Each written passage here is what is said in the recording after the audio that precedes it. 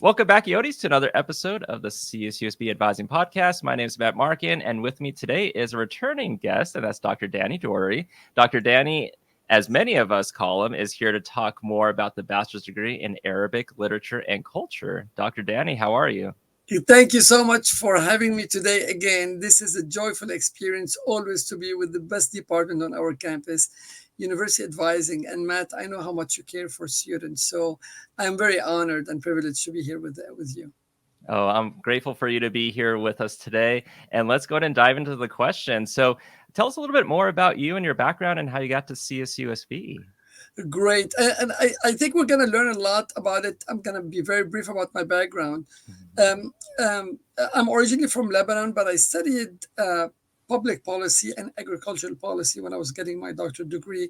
But the degree, it was called agricultural policy, but officially it's called Islamic studies. So whatever was in the dissertation. But what's interesting in how I made it to Cal State is right after 9/11, there was a great need for students, for our government and for businesses to hire people who knew Arabic. So they were so desperate to have somebody in Arabic. They called UCLA, where I had graduated, back before 2001. So back in 1995, I had graduated. But my former advisor said, I knew somebody who spoke Arabic and he learned some Arabic, though that was not my specialty itself. But just knowing the language lent me a job here at Cal State San Bernardino. So sometimes you specialize something, but you have another skill that is complementary to what you could do. And this is how I ended up here in 2001, when there was a rush nationwide to teach a critical language. Yeah, and then now you're at CSUSB, and we've known each other for many, many years. And how would you describe the major for Arabic literature and culture? Great. So for most of our students, they major in Arabic and they usually choose a second major. And the second major could be poli-sci, it could be military science, it could be cybersecurity, or it could be in the social sciences, such as, another social science would be something like history, anthropology, sometimes in communication studies, and sometimes in other fields like international business, sometimes also in law enforcement and IT. So students usually get that Arabic major with a secondary major, or they get an Arabic major and a minor that could support them their degree. Some do it because they want to become Arabic language teachers or translators, but that's not the majority of the students who choose an Arabic study, either minor or major. Yeah, and so this could be a great major that could pair well with, like you're saying, another degree or with a minor. And speaking of minors, is there also a minor that's offered within Arabic? Yes. So on our campus, we do have a minor in Arabic. Sometimes also it's called a certificate, depending if the students is a graduate student or an undergraduate student. So undergraduate students get a minor. Graduate students who could be into, many fields on our campus, such as cybersecurity or national security studies, or they want to go into history, anthropology, come and get a minor. They call that certificate. They cannot have it a minor if they're graduate students. Yes, so we do have it, and also there's one that only takes maybe one or two extra classes for people to be able to get two minors. They can get a minor in Arabic and a minor in Islamic and Middle Eastern studies. So it's if you plan it well, you almost sometimes don't have to take any extra classes if you plan it very well. Otherwise, it's usually one or two extra classes, and then you can tag along both minors. Or if you're doing, let's say, a history major in, let's say, Islamic focus or global studies, or Islamic or Arabic focus or Middle East focus, you can tag along the Arabic degree or the minor, both the bachelor's or the minor. Nice. So some of the classes actually could maybe double count for both, like a bachelor's degree and also a minor. Absolutely. So you could either double count them, or we do have flexibility to substitute certain courses that, because, certain programs always introduce new courses that you may not be aware of. As long as the area is the same and then there's a focus, a language focus and a cultural focus, usually we are able to substitute these courses and then tag them along into the Arabic program, or tag along Arabic language courses or Arabic culture courses into their program. And then usually we talk to other coordinators, let's say from history, poli-sci, international business, and they usually accept taking a class from Arabic and tagging along into their own specialty. I don't know. That's really good to know. And of course, one of the questions we get a lot from students is we get questions about internships, career opportunities. What can I do with this major? Can you give us some examples? Sure. So internships on our campus or that our campus or our department handles is something, and of course the careers are much wider. Traditionally, those students who wanted to do an internship or community service in our own area in the Inland Empire or sometimes Southern California, which has a large Arabic population. Southern California is home to the largest Arab population in the state of California and in the United States. Some people think it's Michigan, but it's not true. Michigan has a high concentration in certain areas, but in terms of numbers of Arabs, it is in Southern California, actually. So students who want to do internships here or community service can go into local schools. They could be a religious school, whether it could be Islamic or Christian schools. It could be public schools that have small Arabic programs all the way from here to Los Angeles Unified School District to the LA area, or they can go to nonprofit organizations. Some of them who are doing also internships do it in the healthcare. So they speak Arabic or they learn some Arabic. They go to the hospital and they start translating to students, or not to students, but to patients who speak Arabic. Sometimes also we have influx of refugees. And some of these students go and then work with the refugees, either to help them settle in the Inland Empire or to help them in the language part. As far as career-wise, it's very, very broad what students can do. They can choose two tracks. They can go into the public service track or the private track. So in the public service, they can go into the foreign service, that would be State Department. They go into intelligence. They can go into military, or they can go to the Department of Commerce. They can go. So the public service has a lot. Law enforcement, there's a lot of interest, let's say from the FBI or the intelligence community, to have people who already know Arabic, and then they are also specialized in these fields: law enforcement, legal studies, criminal justice, and so on. Now, also in cybersecurity. So somebody knows cybersecurity and knows a critical language like Arabic, Korean, Chinese, Russians are also highly, highly sought after. If they wanted to go into the private sector, then of course the sky is the limit. Some people go to nonprofit organizations helping refugees. Some people go into international business. So a lot of people want to go. Typically, they go to the Gulf country like Saudi Arabia, United Arab Emirates. People know it as Dubai, but Dubai is just the Emirates and United Arab Emirates. And there are lots of job opportunities for people to go there and then work. U.S. companies usually lack people who have cultural and language competence, fluency and competence to be able to conduct these transactions with foreign companies. So getting a language, regardless whether it's Spanish or Japanese or Arabic in that matter for today, is a huge asset that people could sell and then put it on their resume. Nice. And so what I'm getting is there's plenty of opportunities in various areas, and especially if a student's looking to do an internship, Inland Empire is where it's at. The Inland Empire has a lot of opportunities, and even people who want to go into healthcare. I know our campus has now, of course, the nursing program. We're going to be opening a PA program, and if somebody wanted to go to the closest medical school in the Inland Empire, they'll have to go to either Loma Linda or they want to go to UC Riverside. What is very interesting, actually, if you go to UCR, in the UC Riverside's medical application for medical students, they specifically say a major in biology is not required, but even a major in world languages, which would be like Arabic, Chinese, is highly desirable, because they understand that the subject competence, you have to know these 7 golden classes for medical school, like organic chemistry and some physics, math. But what they want, the rest of the training happens in the medical school. What they really, really, really want, if somebody who's globally competent, who can talk and communicate well with a diverse community, and usually getting a degree in languages is one of these assets. Whether it's Spanish, we have a healthcare, like a certificate in healthcare Spanish, but also in Arabic and other languages would be great asset for people. And UCR specifically say, go get a degree in something as such as a world language program. Yeah, because as long as you have the prerequisite science classes, math classes that you need for med school, you're meeting those requirements. Absolutely, Yeah. absolutely, absolutely. No, Yeah. that's good to know. And, let's say a student is interested in this major or just the topic in general. Is there like an introductory course a student could take? And could that also maybe cover a certain general education requirement? Absolutely. So students have two ways to do it. If they wanted to take like a beginning class in all our languages, including Arabic, it's usually coded 1111. So it will be like ARAB, such Arabic 1111. We have like Spanish 1111, French, and so on. But for Arabic, it will be ARAB 1111.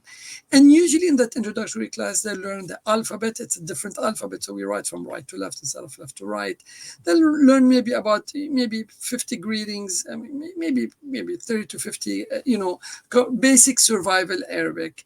They'll be able to decipher some words. Recognize certain things with pictures. Of course, it's a little bit difficult language. That's why it's in high needs. But this is a good class that tells them, is it something I want to pursue or not? So one approach is start with the beginning class and see if this is something that a person wants to pursue. And of course, it may take a couple of years, of course, to learn the language at a higher level. Or somebody can start with a culture class. If they were to do a language class, it fulfills one of the GE requirements. If you go under the second category, the arts and humanities, the category 2, that Arabic 1111 fulfills that GE category. So it helps. If they wanted to do different pathways, say, you know what, let me learn a little bit about the culture. And then from the culture, I will see if there's something I want to pursue a little bit more. And usually in my culture classes, there are for people who do not want to learn the language, but they want to learn a little bit more on the literatures and then what's happening. I do introduce anyways, or some of the teachers, of course, introduce language part of it, not to know how to read it and write it, but know sometimes speak it and then, maybe listen to some movies that are in a different language. This also covers the C3 category of the general education. So C2 will be the actual language, such as Arabic 1111. If they want to go in a C3, they could do something like an Arabic 2900. All the 2900 are literature and translation in our department. And if they want to go into an Arabic 3900, it will be something a little bit more specialized, such as women who are writing that literature. And that will cover actually in upper division a GE requirement, which is the C4. And it also, some of these classes, some of them, not all of them, cover also the writing intensive requirement on our campus, which we usually have to. So I usually highly recommend students, take a culture class. If you feel like you're more interested, then come, learn the language. Since we have a large portion of our students who speak Spanish, many people don't know that Spanish has about 3,000 words of Arabic origin. So any person who speaks Spanish already knows 3,000 words in Arabic without knowing that they're Arabic. So it's very, that's one of the activities usually we do. Like, you speak Spanish, or even if you speak English, come see how many words are in your native language that are of Arabic. And they say, oh my gosh, suddenly they know 200-300 words, and they're very happy about it. So this is one of the things. So fulfill category C2, C3, C4 for upper division, and also the writing intensive. A lot of the Arabic classes also cover the diversity, inclusion, the diversity and inclusion, and then the global designation on our campus. So there's a lot of. Yeah. So just like we were talking about, possibly doing a major and a minor and classes double counting, even with some of these classes for some of the GEs, it could count in like a GE area, one of the writing or designation areas, or one of the other designation areas. So benefits to take some of these classes. Absolutely. Absolutely. And generally speaking, within the Arabic major, what are students learning in the classes? Great. So depending on the class, but usually in the first 2 years of classes, they are learning both the script, which takes some time to learn. I mean, it's not as it is not as complex as languages that have characters. I mean, that have like Chinese. That will be much more complex to do. But for Arabic, it's 28 letters. They can learn it usually in a few weeks and then start getting with it. Basic survival Arabic is what they're gonna learn with heavy exposure on the culture.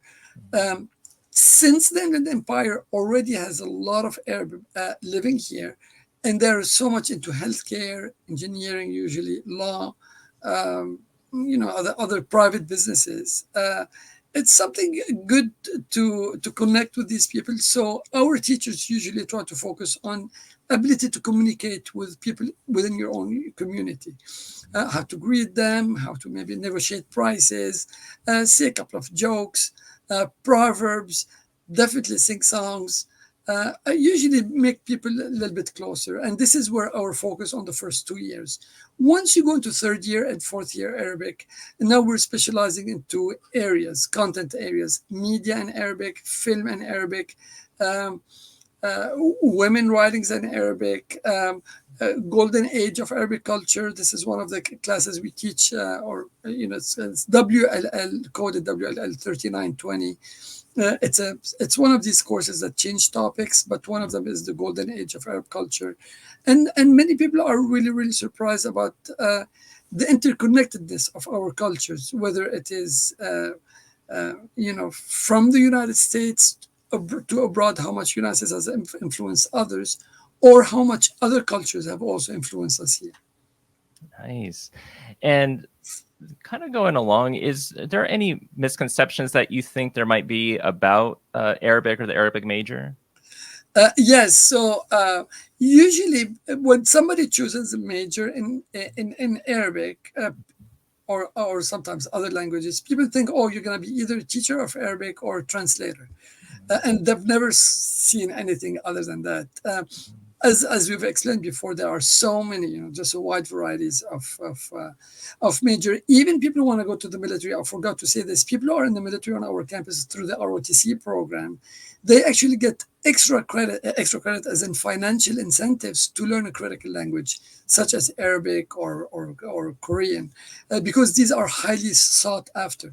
So plus, they can go later on into crypto linguistics and crypto languages.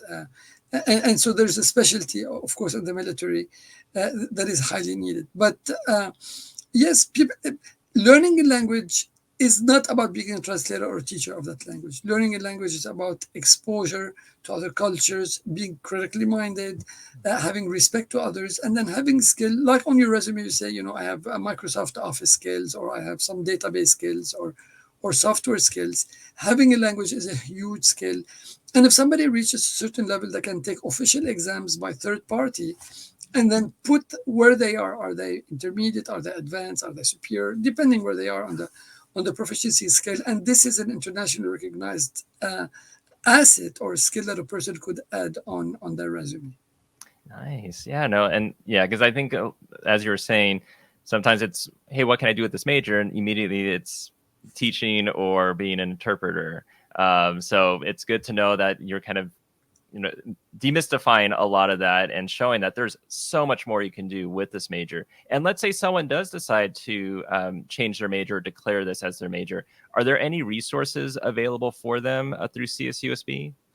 Sure. So if somebody wanted to do this, I usually would highly recommend them to come talk to one of the faculties in the Arabic program. They're very welcome to contact me or talk to our department chair or the other faculty. We have one other professor who's a full-time faculty too.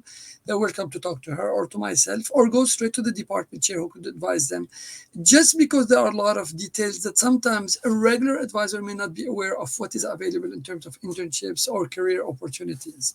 Because a lot of the times we work these, independently with some nonprofit organizations. So a student who comes to me or under maybe the other professor, and I may be working with, some nonprofit or consulting corporation, and then I said to them, why don't you do this?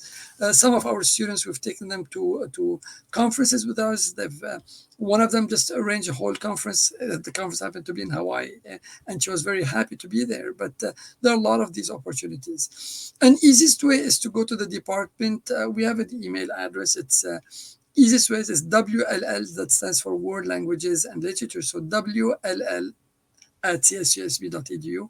Otherwise, they can just Google it on our campus, World Languages Department, and then they can find it online. Oh yeah, absolutely. And I'm on there right now. And so Yodis, if you go to the CSUSB website and go to the World Languages Department page, you hover over undergraduate, and then they have the list of the majors. So you can click on, let's say, the BA in Arabic, and there'll be more information there as well. But Dr. Dany, this is very insightful. Thank you for being on the podcast today. Thank you. And I want to wish all of our students the best. Also, always remind them that learning a language scientifically is proven delays the onset of, God forbid, dementia or Alzheimer's disease. So it's always good to learn another language other than, the career, benefits to it. It's also very good to do it for health and also to become global citizen, people who really respect people of other cultures who really live among us here, or for students who one day take a plane and then go to the airport and then visit some of the great traditions. Absolutely. Thanks again. Thank you so much, Matt.